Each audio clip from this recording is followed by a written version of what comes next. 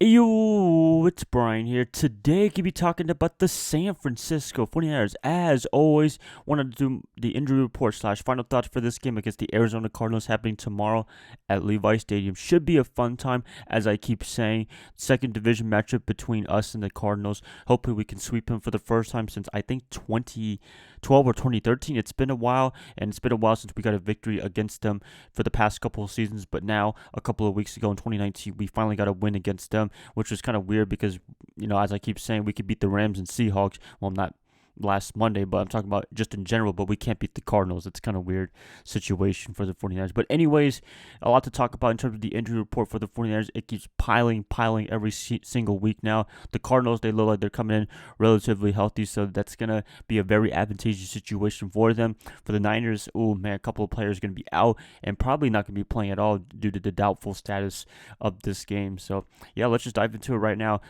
First, I want to talk about the guy that are confirmed to be out for this game. Al Shazier, linebacker, he will be out.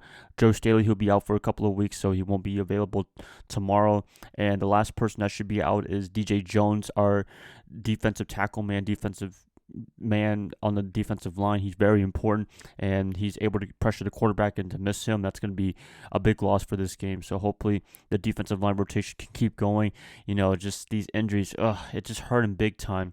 And hopefully the Niners, they can cope with it as much as possible. Maybe that bye week very early on, it was good at first, but now it's kind of backfiring a little bit just because we had it very early on, and we've been playing football for the past, what is it now, like about 5 weeks now, coming into the bye week from week 4 all the way to week 10. So it's been really painful for the 49ers for the most part. And hopefully they can just cope with it for the rest of the season. And this is a very good test for the 49ers to make sure everyone from the depth positions down from the starters, they all are ready for football. And yeah, that's the good thing about having good depth for the most part. But still a lot of concerns for the 49ers in terms of that, and that's pretty much the only concerns. I mean, if you look at just everyone healthy, neutral zone, everything, offense with Jimmy Garoppolo, George Kittle, Emmanuel Sanders, those guys that can get things going, and the defensive side of the ball, I pretty much have no questions about them. They are just balling out. They're fantastic. I think they're going to have a much better performance against the Cardinals than the last meeting, as I keep saying, and I'll be talking about that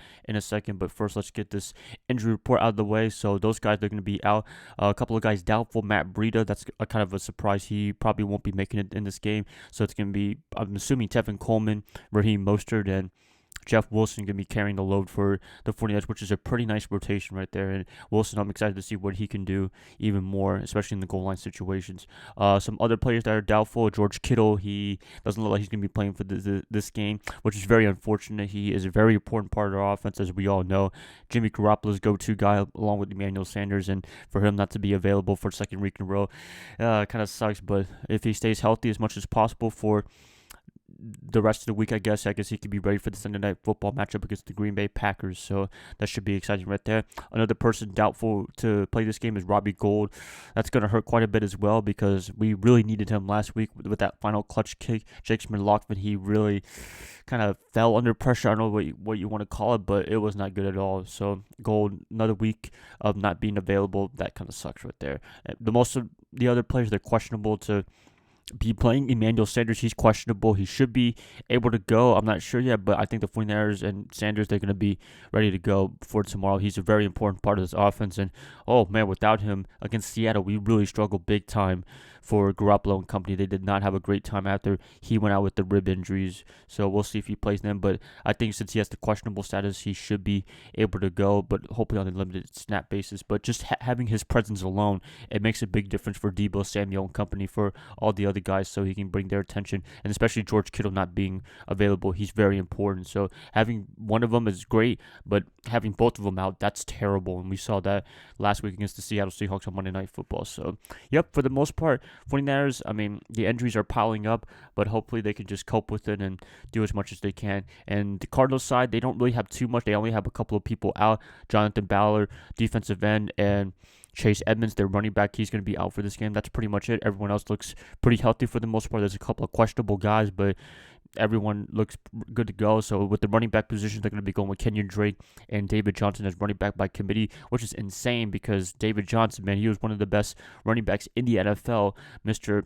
Almost had 1,000 in 1,000 receiving yards a couple of years ago. Now he's just a guy sharing a rotational back spot with another running back, which is insane. Him and Todd Gurley, they've been really disappointing this year in the past couple of years, but mostly due to injury. But still, oh man, running backs, it's a tough position to play because the short shelf life and the really limited things you can do because you're just carrying the ball all the time. And guys like Saquon Barkley and Christian McCaffrey, hopefully they're doing okay because those guys, man, they're just carrying the load for their teams, respectively, for the Panthers and Giants.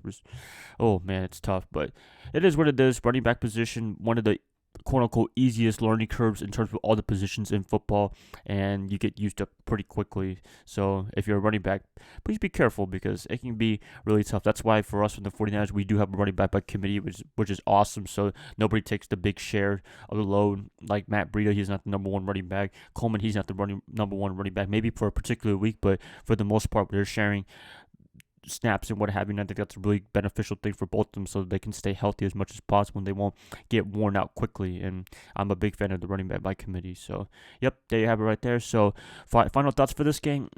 With the 49ers, what to talk about them? Jimmy Garoppolo, please don't turn the ball over.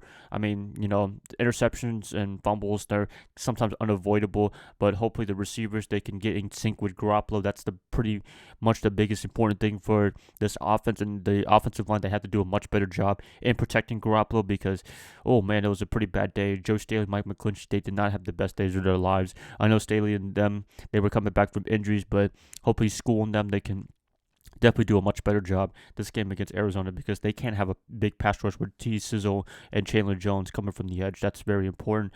And yeah, I mean, offensively, just take care of the football and don't turn the ball over. Handle the pressure. I think it's going to be really good. Defensively, I don't think they're going to let Kyle Murray and Kenyon Drake go crazy. Christian Kirk and Larry Fitzgerald and them, they got to be very careful with them. Andy Isabella, he almost got the big win against us, so we'll see what happens then. But the receivers for the Cardinals, they're very potent. They're very dangerous. Richard Sherman and them, Mosley, Witherspoon, all those guys, they better be ready because these guys, they can fly around like crazy. So, yep, that's pretty much it. You guys, injury report, 49ers, it's not looking really good.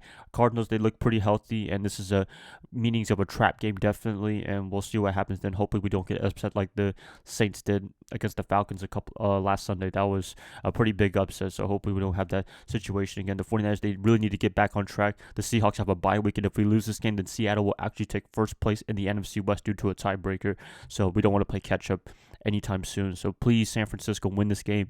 It is a very important one. That's it, guys. Just wanted to talk about this real quick. Tomorrow I'll have a hype video before the game, and then after the game I'll have a reaction video, hopefully talking about the 49ers winning and celebrating with you guys. I'll see y'all then. Bye, guys. Love y'all. Y'all have a great rest of your Saturday. I'll see y'all tomorrow. Goodbye.